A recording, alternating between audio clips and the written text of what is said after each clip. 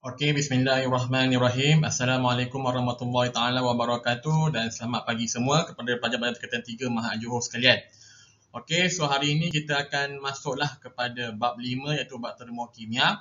Okey, same thing juga macam bab yang sebelum ini. Okey, hari ini saya akan habiskan bab 5, tapi nanti kumpulan 2 yang bertanggungjawab kepada pembentangan bab 5 ni masih lagi buat pembentangannya, tapi nanti kita akan jadikan sebagai pembentangan bagi ulang kaji nanti lah bila kamu dah kembali semula ke sekolah, insyaAllah. Alright, so hari ini kita akan masuk tentang bab 5 iaitu termokimia. So bila kita sebut perkataan termokimia, okay, daripada dua perkataan iaitu termo dan juga kimia lah. Di mana termo ini ialah suhu, haba. Okay, so termo ialah haba. Maknanya kimia ialah tindak balas kimia. So termokimia ini ialah apa sahaja tindak balas kimia yang berlaku disebabkan oleh perubahan tenaga haba. Okey, so itulah yang dipanggil sebagai termokimia. Alright. So kita pergi pada next slide.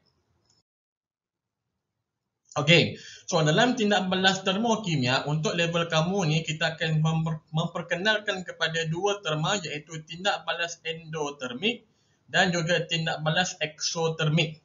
Okey. So apakah itu tindak balas endotermik dan juga tindak balas eksotermik? So kita akan tengok kemudian. Alright. So kat sini saya mention setiap tindak balas kimia melibatkan perubahan tenaga. Okey, so apa sahaja tindak balas kimia, baik fotosintesis, baik respirasi, baik proses peneutralan, okey, pembakaran dan apa sahaja tindak balas kimia ini, ianya akan melibatkan perubahan tenaga haba. Okey. Dan tenaga haba ini akan diserap untuk memecahkan ikatan kimia. Okey, manakala tenaga yang dibebaskan untuk membentuk ikatan kimia. So ada dua, okey, perubahan tenaga haba. Sebab ada tenaga haba diserap ataupun dibebaskan. Okey. So itulah yang kita akan tengok iaitu tindak balas endotermik dan juga tindak balas eksotermik. Okey. So tindak balas endotermik. So tindak balas endotermik ini dia merujuk kepada perkataan endo dan juga termik, iaitu endo berarti masuk. Okey, termik lah, terma ataupun haba. So tindak balas endotermik ialah tindak balas yang menyerap tenaga haba dari persekitaran. Okey, so tindak balas endotermik ialah tindak balas yang menyerap tenaga haba dari persekitaran.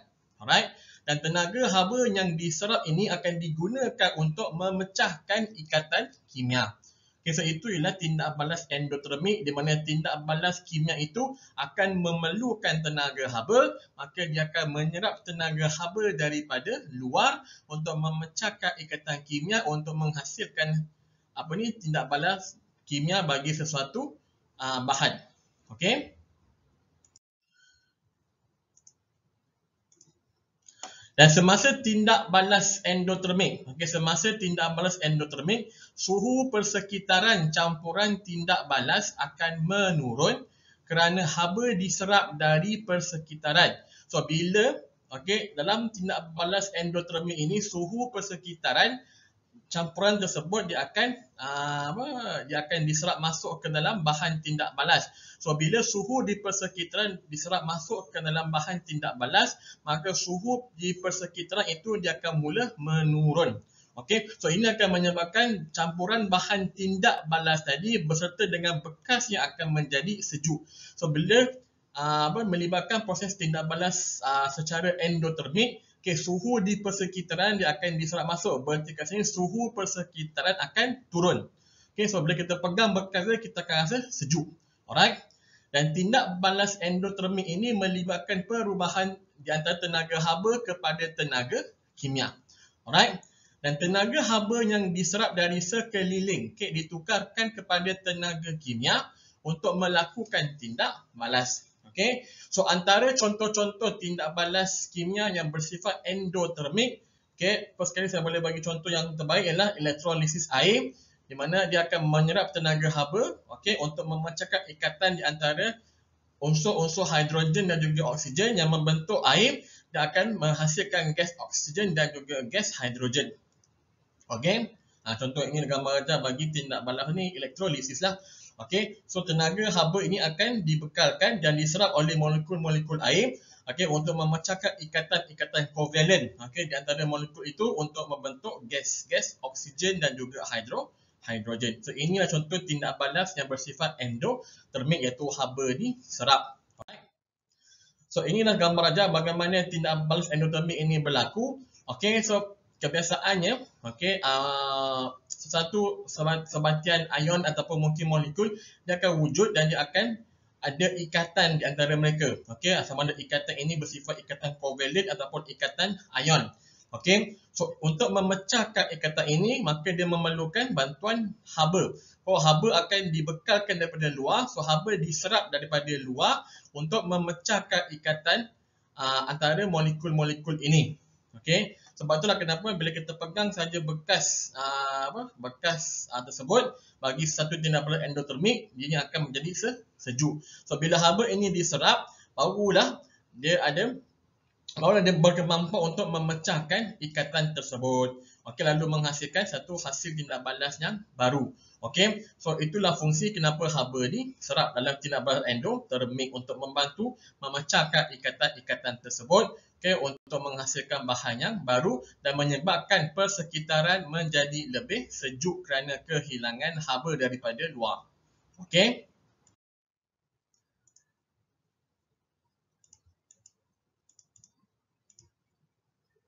Alright. So kita pergi pula kepada tindak balas eksotermik. Okey.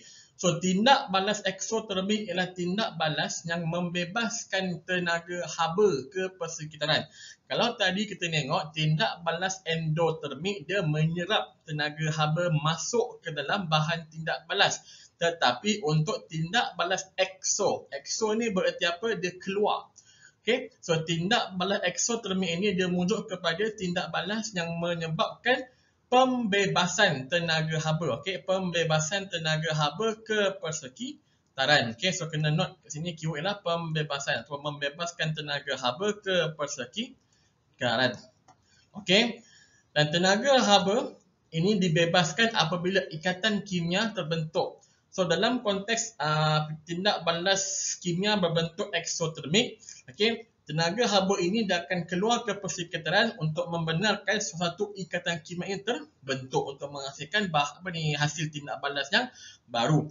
Dan semasa tindak balas eksotermik, okey, semasa tindak balas eksotermik, suhu persekitaran campuran tindak balas akan meningkat, okey, kerana haba dibebaskan ke persekitaran. Okey, campuran bahan tindak balas dan bekas akan menjadi panas. Okey, so bila berlakunya tindak balas kimia secara eksotermik, okey, tenaga haba akan dibebaskan ke persekitaran menyebabkan suhu di persekitarannya ataupun suhu bekasnya akan meningkat. Okey, kerana haba dibebaskan ke persekitaran. So campuran bahan tindak balas itu dia akan menjadi panas. Okey, tadi sejuk kan, ini panas. So dia adalah dua situasi yang berbeza lah. Okey. Dan kat sini kita tengok juga tindak balas eksotermik ini juga melibatkan perubahan tenaga kimia kepada tenaga haba. Sebab apa? Sebab dia membebaskan tenaga haba untuk membentuk satu ikatan yang baru. Maka tenaga kimia dia akan menghasilkan tenaga haba. Dan tenaga kimia daripada tindak balas yang berlaku, okay, tenaga kimia daripada tindak balas yang berlaku ini bertukar menjadi tenaga haba yang dibebaskan ke persekitaran. Dan contoh bagi tindak balas eksotermik ialah seperti apa? Tindak balas pembakaran dan juga peneutralan. Okey. So kat sini kita boleh tengok, okey, gambar aja tentang tindak balas eksotermik. So permulaannya zarah-zarah ini dia berpisah, okey. So untuk menghasilkan ikatan di antara zarah-zarah ini, maka haba daripada zarah-zarah ini perlu dibebaskan, okey, perlu dikeluarkan. So dalam proses tindak balas kimia, okey, dalam situasi eksotermik, haba-haba ini akan dibebaskan ke persekitaran lalu membenarkan pembentukan ikatan yang baru di antara zarah tersebut menghasilkan hasil tindak balas yang baru. Okay, so hasil daripada tindak balas eksotermik ini, persekitaran akan menjadi lebih panas kerana haba dibebaskan. Alright. So secara kesimpulan yang kita tengok kat sini, perbandingan di antara eksotermik dan juga endotermik. Okay, so dari segi persamaan di antara kedua-duanya, ianya melibatkan tindak balas kimia. dan juga melibatkan perubahan tenaga haba. Okey, perbezaannya ialah eksotermik dia membebaskan haba ke persekitaran, endotermik dia menyerap tenaga haba dari persekitaran. Alright. Dan eksotermik dia menjadikan persekitaran menjadi lebih panas, manakala endotermik menjadikan persekitaran lebih sejuk. Alright. Dan dalam eksotermik juga tenaga kimia ditukar menjadi tenaga haba. Dalam endotermik tenaga haba ditukar menjadi tenaga kimia. Alright. Dan last sekali perbezaannya ialah eksotermik dia akan membentuk ikatan antara zarah-zarah. Endotermik dia memecahkan ikatan antara zarah-zarah. Okay, so inilah perbandingan di antara tindak balas secara eksotermik dan juga endotermik. Okay, benda ni sebenarnya mudah. Okay, tak susah pun. Ini adalah orang kata macam basic lah dalam mana-mana tindak balas kimia. Okay, so dia sama ada akan membebaskan haba ataupun dia akan menyerap tenaga haba. Okay, bezanya dia akan sama dia akan menyebabkan suhu persekitaran menjadi lebih sejuk ataupun lebih panas. Okay. So, kita tengok apakah contoh-contoh tindak balas eksotermik dan juga endotermik dalam kehidupan seharian kita. So, paling common kat sini kita ada pack haba segera dan juga pack sejuk segera. Okay, biasanya benda ni kita boleh jumpa dekat farmasi-farmasi dan mungkin juga digunakan kebanyakannya dalam aktiviti sukan lah. Okay. So, pack haba segera ataupun instant hot pack ni digunakan untuk memanaskan tangan, kaki ataupun untuk bahagian badan yang tercedera. Okay. Dan pack ini dia menggunakan prinsip tindak balas eksotermik yang membebaskan haba untuk memanaskan bahagian badan yang bersentuhan dengannya. Alright. So, kebiasaannya dalam pack haba ini terdapat air dan juga garam. Okay, garamnya seperti apa? Magnesium sulfate ataupun kalsium klorida yang dipack secara berasingan. So, bila kita nak gunakan pack haba segera itu, kita akan pecahkan dia, kita akan tepuk dia. Okay, menyebabkan bahan itu akan mula pecah, dia akan bercampur dalam pack tersebut. So, ini akan menyebabkan bila air bercampur dengan garam seperti magnesium sulfate ataupun kalsium klorida tadi, okay, dia akan menyebabkan berlakunya satu tindak balas kimia di antara mereka. Okay, so ini akan menyebabkan tenaga haba dibebaskan ke persekitaran. Okay. Dan kita akan dapati bahawa bekas pack haba tadi dia akan menjadi lebih panas. Okay. Sama juga macam pack sejuk segera ataupun instant cold pack. Okay, seperti ini. Okay, so instant cold pack ni sebenarnya paling banyaklah digunakan di dalam bidang first aid. Okay, untuk nak merawat bengkak dan sebagainya. Okay. So, pack sejuk segera pun sama juga konsep, tapi dia melibatkan tindak balas secara endotermik. Okay, di mana dalam pack ni dia ada air dan juga garam juga seperti apa yang biasa kita gunakan untuk pack sejuk segera ialah garam seperti ammonium nitrate ataupun garam urea lah. Okay. So, the same thing happen, kita akan squeezekan bekas ini dan dia akan menyebabkan air dan juga ammonia tadi dia akan bercampur, bertindak balas secara endotermik. Berarti haba akan diserap masuk ke dalam bahan tindak balas tersebut, menyebabkan bahagian luar ataupun bekas cold pack ini akan menjadi lebih sejuk. Okay, so ini kegunaan lah yang biasa kita gunakan dalam first aid management lah, pengurusan rawatan kecemasan, terutama dekat bidang sukan dan sebagainya.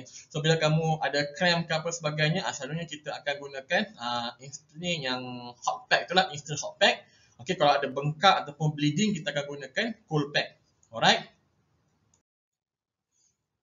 Okay, ini contoh lagi pembakaran. So, pembakaran merupakan satu contoh tindak balas yang melibatkan perubahan tenaga haba secara eksotermik. Sebab apa? Sebab bila kita bakar, satu bahan, kita akan dapati haba dia akan dibebaskan ke persekitaran. So, kita akan rasa dia punya warm tu. Okay, dia punya panas tu.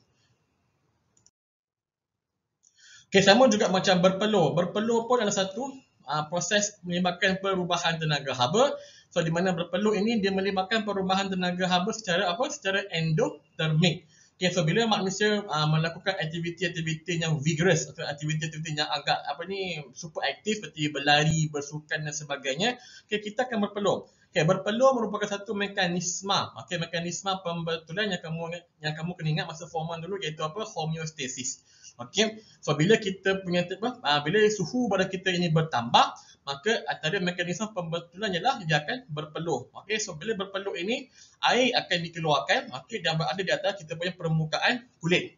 Okey, so bila air ni berada di atas permukaan kulit, apa yang berlaku ialah air ini dia akan menyerap tenaga haba yang berlebihan daripada badan kita dan dia akan tersedat keluar. Okey, so ini adalah satu proses tindak balas secara endotermik. Sebab apa? Sebab peluh tadi dia akan menyerap tenaga haba berlebihan yang dihasilkan oleh badan kita ini dan dia akan tersedat keluar. Okey. Okey, so ini adalah contoh lain adalah aplikasi tindak balas secara eksotermik. Okey, yang mana saya rasa benda ni mungkin kamu pernah jumpalah dekat mungkin dekat kedai-kedai ataupun dekat stesen Petronas, iaitu pek kembara. So pek kembara ini merupakan salah satu produk buatan Malaysia, iaitu oleh Bumi Putera kita, orang Melayu kita. Alright, di mana kat sini apa yang kita boleh nampak dalam gambar ni dia ada 4 jenis pek makanan, iaitu sini ada lamb kuzi with hujan panas rice, okay, ada beef rendang with pilaf rice, chicken masak merah with tomato rice dan juga nasi lemak with chicken rendang. Okey, so aplikasi penciptaan pek kembara ini adalah berdasarkan kepada tindak balas kimia secara eksotermik. So dalam pek makanan ini dia ada bekas makanan sebelah yang telah pun dipek dalam bekas aluminium dan juga satu pek pemanas. Okey, dalam pek pemanas itu dia ada bahan kimia yang digunakan iaitu kalsium karbonat. Okey, so apa yang akan berlaku ialah bila dimasukkanlah pek pemanas tadi, okey, dan dicampurkan dengan air mengikut arahan pek ini. Okey, tindak balas antara air dan juga pek pemanas tadi dia akan menyebabkan berlakunya pembebasan tenaga haba yang sangat tinggi iaitu eksotermik. So dia akan menyebabkan air itu mendidih lalu menyebabkan penghasilan steam dan memanaskanlah bekas-bekas makanan yang terdapat dalam pek kembara ini. Dan dia mengambil masa 7 ke 10 minit untuk makanan ini dipanaskan. Okay, selepas itu dia boleh makan makanan tersebut dalam keadaannya makanan yang segar, yang panas, yang sedap dimakan. So pek kembara ini memang dicipta untuk memudahkanlah kita orang-orang Islam dan sebagainya untuk untuk pergi travelling ke negara-negara yang muslim dan yang non-muslim yang susah nak mendapat makanan halal.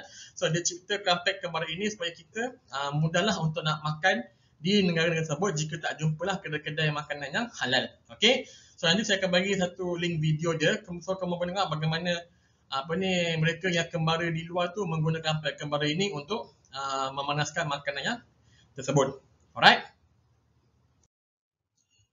Okey, so ini sahaja kita punya perbincangan terhadap bab 5 termokimia.